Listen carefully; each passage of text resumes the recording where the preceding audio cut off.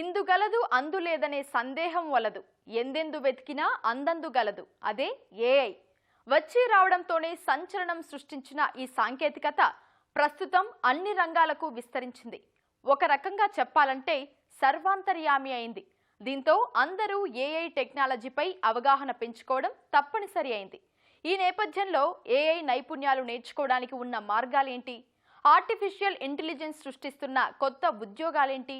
వాటిని ఏ విధంగా అందిపుచ్చుకోవాలి అనే వివరాలు edtech startup next wave co-founder CEO Rahul అట్లూరిని అడిగి తెలుసుకుందాం.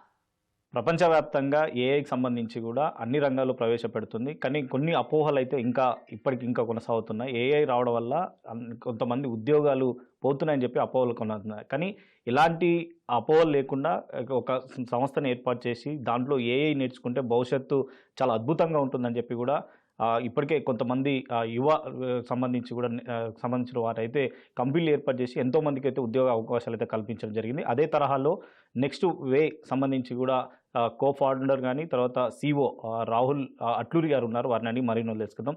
సార్ నమస్కారం. సార్ నమస్తే అండి. సార్, అంటే ఇప్పటికే మనం అన్నట్టు ప్రపంచవ్యాప్తంగా కూడా ఏఐ రావడం వల్ల అన్ని రంగాల్లో దూసుకుపోతుంది. దాంతో ప్రపంచంలో ఉద్యోగాలు పోతున్నాయని చెప్పి ఇవన్నీ అపోహలు ఉన్నాయి. ముందుగా అసలు మీరు ఇక్కడికి రావడానికి ప్రధానం అంటే ఇక్కడ ఈ కంపెనీ ఏర్పాటు చేయడం మీ బ్యాక్గ్రౌండ్ ఏంటి సార్? ఇంతకీ సో నేను వచ్చేసేటప్పటికండి ఇది IIIT హైదరాబాద్లో కంప్యూటర్ సైన్స్ చేశానండి 2008 to 12.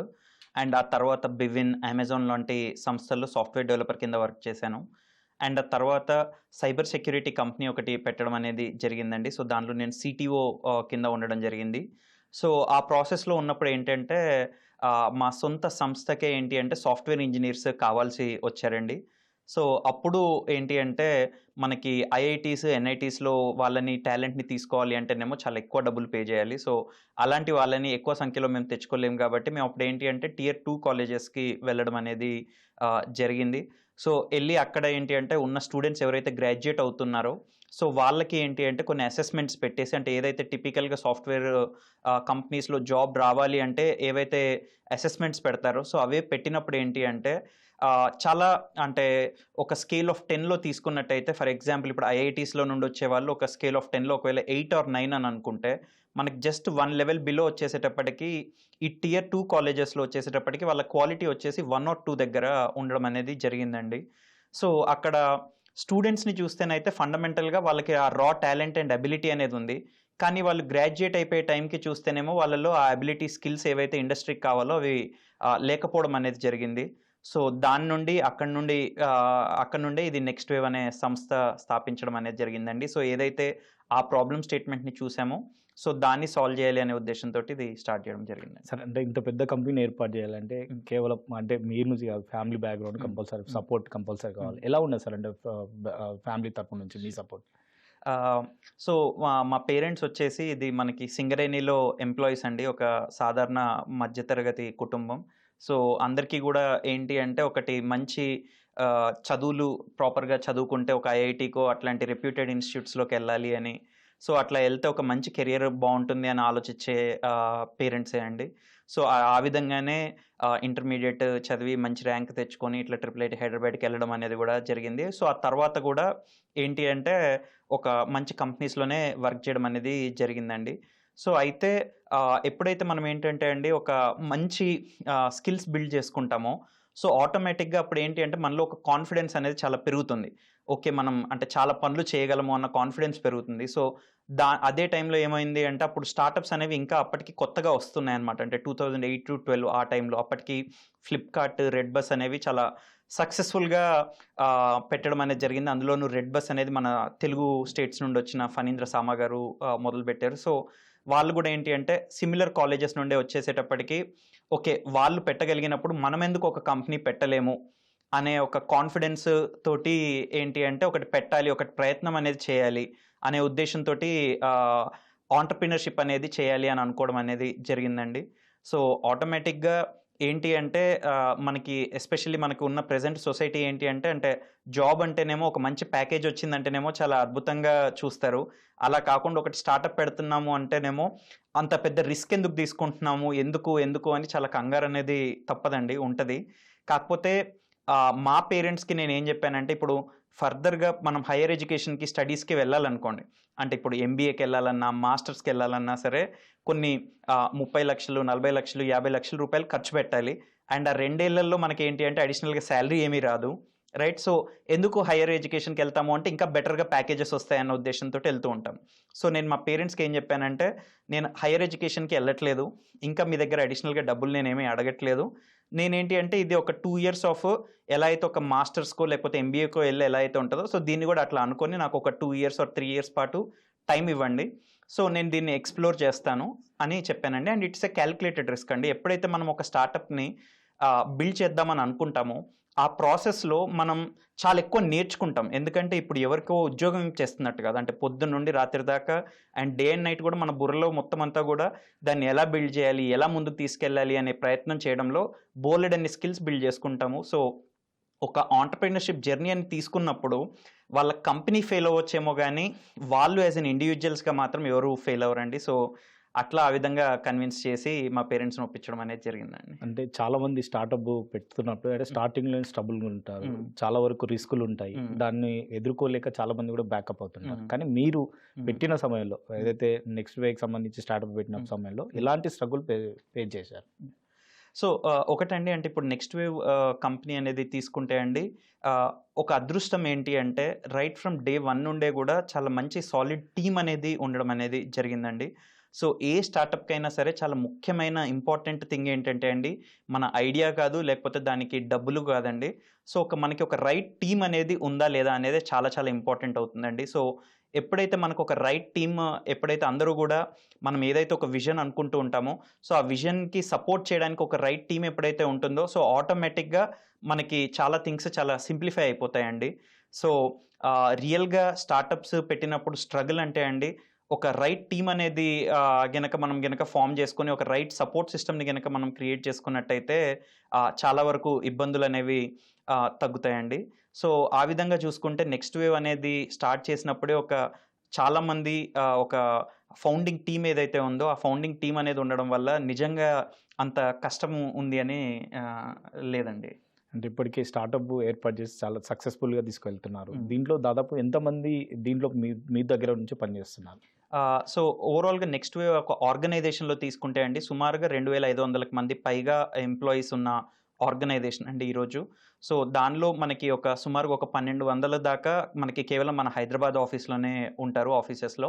అలా కాకుండా ఇంకొక 1300 మంది కూడా రెస్ట్ ఆఫ్ ద కంట్రీ మొత్తం, అంటే అటు ఢిల్లీ ఎన్సీఆర్ అయి ఉండొచ్చు, రాజస్థాన్, మహారాష్ట్ర, కర్ణాటక, తమిళనాడు, ఆంధ్రప్రదేశ్, కేరళ, సో ఇలా మొత్తం డిఫరెంట్ పార్ట్స్ ఆఫ్ ద కంట్రీలో కూడా స్ప్రెడ్ అవుట్ అయ్యి ఉన్నారండి. అంటే చాలా చిన్న వయసులో ఇంత పెద్ద స్టార్టప్ని ఏర్పాటు చేయడం ఎలా ఉంది? ఇంతకు ఎలా ఫీల్ అవుతున్నారు? సో మొదలు పెట్టినప్పుడు ఏంటంటే అండి, అవును అంటే ఒక చిన్న ఏజ్లోనే మొదలు పెట్టామని అనుకోవచ్చండి. కానీ ఇప్పుడున్న ఏఐ ప్రపంచంలో కనుక మీరు చూసినట్టయితే ఆల్మోస్ట్ ఒక 19 ఇయర్స్ 20 ఇయర్స్ ఏజ్ అప్లోనే పెద్ద పెద్ద కంపెనీలు స్థాపించేసి చాలా పెద్దగా ముందుకి తీసుకెళ్తున్నారండి. సో ఈ రోజున్న ప్రపంచంలో ఏజ్ అనేది అంటే ఇంకా ముందే మొదలు పెట్టొచ్చండి. అంటే నేను మొదలు పెట్టేటప్పటికీ కూడా ఇంకా చాలా ఆలస్యమైంది అనుకోవాలి. ఈరోజు 17 or 18 ఇయర్స్ ఏజ్లోనే చాలామంది పిల్లలు కూడా టెక్నాలజీని వాడి వాళ్ళకున్న ఒక కాంటెంట్ పవర్ని వాడి మొత్తం అంతా కూడా చాలా మంచి మంచి ఆంటర్‌ప్రెన్యూరియల్‌గా వస్తున్నారండి. సో ఆ పరంగా చూసినట్టయితే యంగర్ జనరేషన్ అనేవాళ్ళు ఇంకా మోర్ ఎంతూజియాస్టిక్‌గా, ఎనర్జెటిక్‌గా ఉండి చాలా స్టార్టప్స్ తోటి వస్తున్నారండి. సో నేను ఆ విధంగా చూస్తానండి. సరే, ముందుగా మనం అనుకున్నట్టు ప్రపంచవ్యాప్తంగా కూడా ఇప్పుడు ఏఐ అనేది దూసుకుపోతుంది. దీంట్లో ఏఐ రావడం వల్ల చాలా మంది ఉద్యోగాలు పోతున్నాయని ఒక అపోహ ఉంది. దాన్ని ఏ విధంగా మనం పరిష్కరించవచ్చు? మీరు స్టార్టప్ కూడా ఏఐ నిర్వహించారు కాబట్టి దాన్ని ఎలా పరిష్కరించడానికి మార్గాలు ఏమున్నాయి సార్? సో ఒకటండి, ఈ రోజుకి అయితే ఏఐ వల్ల ఉద్యోగాలు పోవడం అనేది అపోహ మాత్రం కాదండి. సో మీరు కూడా చూసినట్టయితే ఇప్పుడు పెద్ద పెద్ద సంస్థలు యూఎస్లో అయి ఉండొచ్చు, ఇండియాలో అయి ఉండొచ్చు, చాలా సంస్థలు కూడా ఎగ్జిస్టింగ్ ఉన్న వర్క్ ఫోర్స్ని చాలా వరకు కుదించుకుంటూ వస్తున్నారు.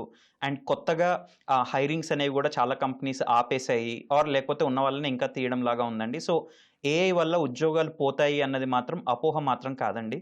అయితే ఇక్కడ ఒక్కటి గమనించాల్సింది ఏంటి అంటే, వరల్డ్ ఎకనామిక్ ఫోరం రిపోర్ట్ ఒకటి ఏం చెప్తుంది అంటే, ఇప్పుడు ఉన్న ఉద్యోగాల్లో 6.7 కోట్ల ఉద్యోగాలు అనేవి ఇప్పుడు ఉన్న ఉద్యోగాలు అనేవి పోతాయి. But at the same time 17 కోట్ల కొత్త ఉద్యోగాలు క్రియేట్ అవుతాయి అని చెప్పేసి చెప్తున్నారండి ఏఐ వల్ల.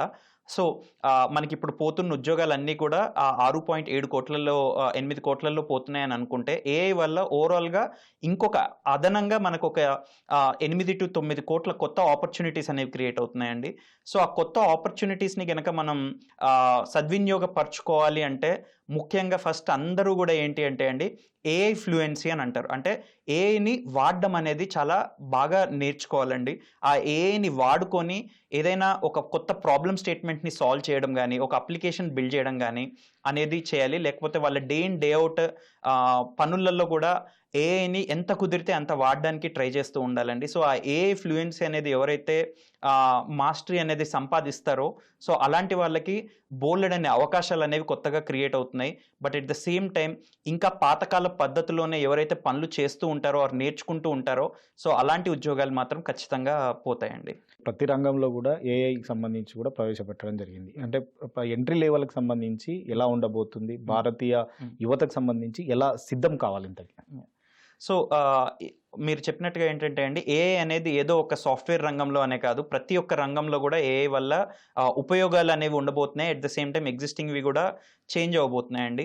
సో ఈ రోజున్న యంగ్స్టర్స్ ఏంటంటే అండి మేము మొత్తం అంతా కాలేజ్ అయిపోయిన తర్వాత ఆర్ కాలేజ్లో ఫైనల్ ఇయర్కి వచ్చాక మేము ఏదో ఏఐని వాడుకొని కొన్ని ప్రాజెక్ట్స్ చేస్తాము అనే మైండ్ సెట్ నుండి షిఫ్ట్ అవ్వాలండి.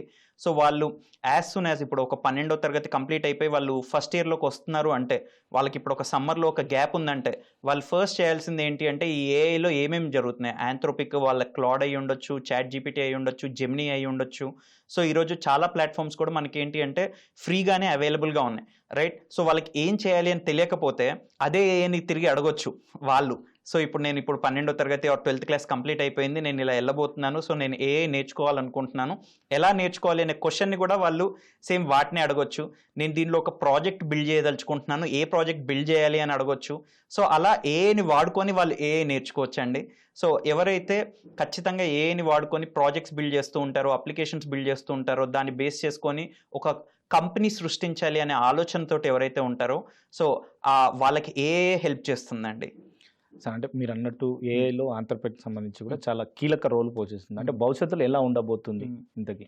సో ఈ రోజున్న ఏఐనండి అందరూ కూడా ఎలా చూస్తున్నారంటే ఎలా అయితే మనకు ఒక ఎలక్ట్రిసిటీ అనేది కనిపెట్టడం జరిగిన తర్వాత ఈరోజు మన చుట్టూ ఉన్న ప్రతి వస్తువు తయారవడంలో కూడా ఎలక్ట్రిసిటీది ఎంతో రోల్ అనేది ఉంది.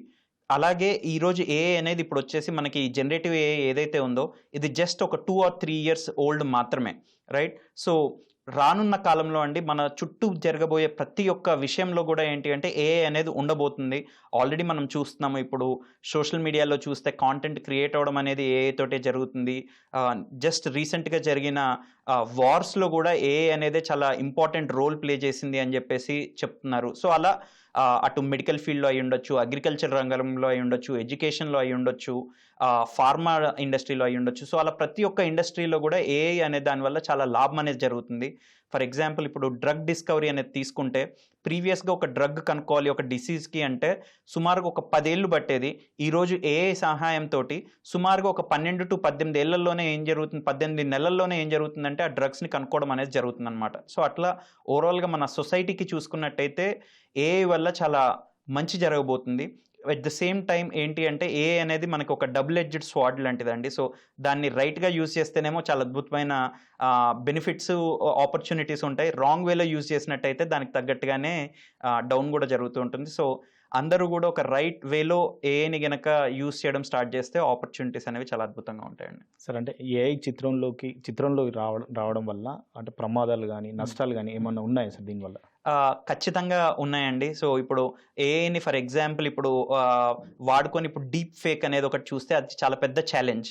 అంటే వేరే వాళ్ళలాగా ఒక వీడియోస్ తయారు చేయడము, ఇమేజెస్ తయారు చేయడం, వాటిని యూజ్ చేసేసి సోషల్ మీడియా లాంటి ఛానల్స్ ద్వారా మిస్ఇన్ఫర్మేషన్ అంటే తప్పుడు వార్తల్ని దాన్ని ప్రచారం చేయడము, ఇవన్నీ ఏంటి అంటే సొసైటీకి చాలా డేంజర్. అండ్ అలా ఎవరైతే చేస్తూ ఉంటారో సో వాటిని నెగిటివ్ వేలో యూటిలైజ్ చేస్తూ ఉంటారో సో వాటి పట్ల రెగ్యులేషన్స్ అనేవి కూడా చాలా స్ట్రాంగ్ అవుతున్నాయి. సో వాళ్ళందరికీ కూడా కాన్సిక్వెన్సెస్ కూడా ఉంటాయండి. సో అగైన్ అదొక నైఫ్ లాంటిది. లాంటిది, డబుల్ ఎడ్జెడ్ స్వార్డ్ లాంటిది. సో దాన్ని రైట్ వేలో అంటే ఒక సొసైటీలో ఉన్న ప్రాబ్లమ్స్ని సాల్వ్ చేయడానికి కనుక వాడినట్టయితేనేమో అద్భుతంగా ముందుకెళ్తుందండి. అలా కాకుండా నెగిటివ్ థింగ్స్కి యూస్ చేసినట్టయితే దానికి షార్ట్ టర్మ్లో వాళ్ళు ఏమీ అవ్వకపోవచ్చు, కానీ వాళ్ళకి వెరీ సూనే ఏంటి అంటే రెగ్యులేషన్ అనేది కూడా చాలా స్ట్రాంగ్ అవుతుంది. సో వాళ్ళకి దానికి తగ్గట్టుగా కాన్సిక్వెన్సెస్, నెగిటివ్ కాన్సిక్వెన్సెస్ కూడా ఉంటాయండి.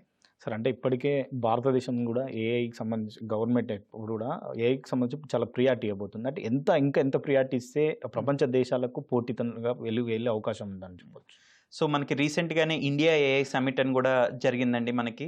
సో అక్కడ మనకి ప్రపంచంలో నుండి కూడా మొత్తం అంతా ఏఐలో ఎవరెవరైతే వర్క్ చేస్తున్నారో అందరూ కూడా ఒక చోటికి రావడం అనేది జరిగింది. అది ఒక పెద్ద సెలబ్రేషన్ లాగా గవర్నమెంట్ అనేది చేయడం కూడా జరిగింది. సో దాన్ని బట్టి మనకి క్లియర్గా చూసినట్టయితే గవర్నమెంట్ అనేది కూడా ఏఐ అనే దాన్ని ఏదో ఒక భూతంలాగా కాదు, దాన్ని ఒక పాజిటివ్ ఫోర్స్ టు మన ఎకానమీని ఇంప్రూవ్ చేయడానికి ఏఐని చూస్తుంది అనేది చాలా క్లియర్గా సిగ్నల్ ఇవ్వడం అనేది జరిగిందండి.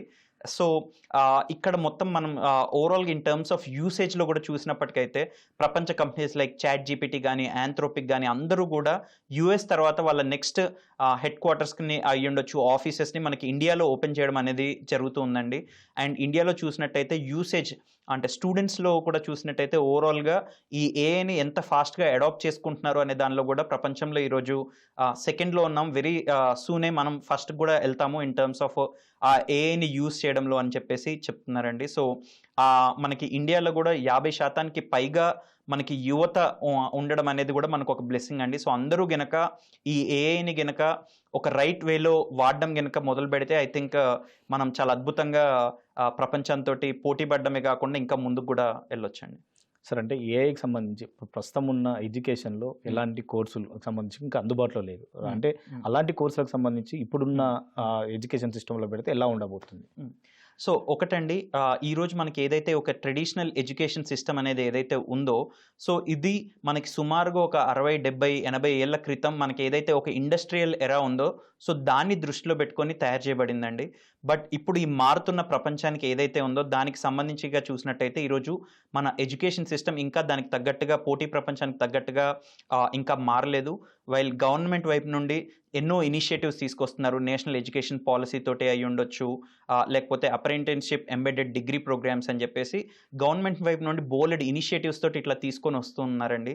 సో ఆ పాలసీ లెవెల్లో ఉంది, కానీ మనకి యాక్షన్ లెవెల్లోకి వచ్చేసేటప్పటికి ఇంకా కూడా మనకి ఇటు యూనివర్సిటీస్ అయి ఉండొచ్చు, కాలేజెస్ అయి ఉండొచ్చు, ఇంకా వాటిని పూర్తిగా ఇంప్లిమెంట్ చేయడం అనేది మొదలు పెట్టలేదు. సో వాటన్నిటిని గనక గవర్నమెంట్ ఫ్రేమ్ చేస్తున్న పాలసీస్ని గనక చాలా ఫాస్ట్గా ఇటు మనకి హైయర్ ఎడ్యుకేషన్ సిస్టంలో అయి ఉండొచ్చు, స్కూలింగ్ సిస్టంలో అయి ఉండొచ్చు, దాన్ని ఫాస్ట్గా ఇంప్లిమెంట్ చేసినట్టయితే మనం మన స్టూడెంట్స్ని చాలా ఫాస్ట్గా మనం ఏఐలో రెడీ చేయడం అనేది పాసిబుల్ అవుతుందండి. యా సార్, అంటే స్టార్టప్ కంపెనీ ఏర్పాటు చేయాలని ప్రతి ఒక్కరికి అంటే ఒక లక్ష్యంగా పెట్టుకుంటారు, కానీ అలాంటి వారికి మీరు ఇచ్చే సలహా, ఎందుకంటే ఇప్పటికే సక్సెస్ఫుల్గా ఉన్నారు, కొంతమందికి ఉపాధి కల్పిస్తున్నారు, మీరు ఎలాంటి సలహా ఇవ్వబోతున్నారు?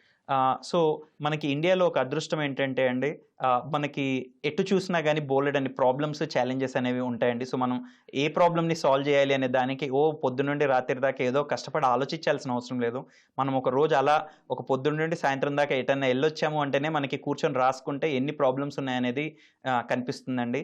సో మనం గనక ఇలా ఒక ప్రాబ్లమ్ని చూస్ చేసుకొని దాన్ని ఏఐని వాడుకొని ఎలా సాల్వ్ చేయొచ్చు అని చెప్పేసి మనం గనక ప్రయత్నం కనుక చేసినట్టయితే అండి, సో దాంతో ఈరోజు కంపెనీ పెట్టాలి అంటే ఏదో గ్రాడ్యుయేషన్ అయిపోవాలి, లేకపోతే నాకు నా దగ్గర కొన్ని కోట్ల రూపాయలు ఉండాల్సిన అవసరం లేదండి. ఈరోజు జస్ట్ మీ దగ్గర కేవలం ఒక మొబైల్, ఇంటర్నెట్ ఉంటే చాలు.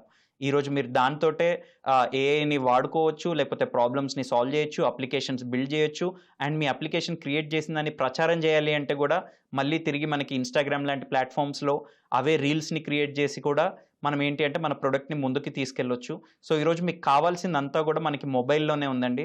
జస్ట్ మనకు ఆ మైండ్ సెట్ అనేది ఏంటి అంటే ఒక కంప్లైంట్ చేసే మైండ్ సెట్ నుండి ఇది బాలేదు, అది బాలేదు అనే కంప్లైంట్ చేసే మైండ్ సెట్ నుండి ఇదొక ఆపర్చునిటీ అని ఆపర్చునిటీస్ లాగా చూసి ప్రాబ్లమ్స్ని కనుక చేసినట్టయితే అద్భుతంగా రాణించవచ్చండి. సార్ మీ ముందున్న లక్ష్యాలు ఏంటి సార్ ఇంతకి? ఎందుకంటే ఇప్పటికే ఏర్పాటు చేసి కొంతమందికి ఇవ్వడం జరిగింది. కొంతమంది యువతను తీసుకొని ఏఐకి సంబంధించి కూడా ప్రత్యేకంగా ఒక ఇన్స్టిట్యూట్‌లు నడిపిస్తున్నారు. ఎలా మీ నెక్స్ట్ రాబోయే రోజులు ఎలా ఉండబోతుంది? సో మనకి ఇండియాలో చూసినట్టయితే అండి ఒక ఇంజినీరింగ్ అనే ఒక దీనిలోనే తీసుకుంటే సుమారుగా ప్రతి ఇయర్ ఒక 15 లక్షల మంది జాయిన్ అవుతున్నారండి.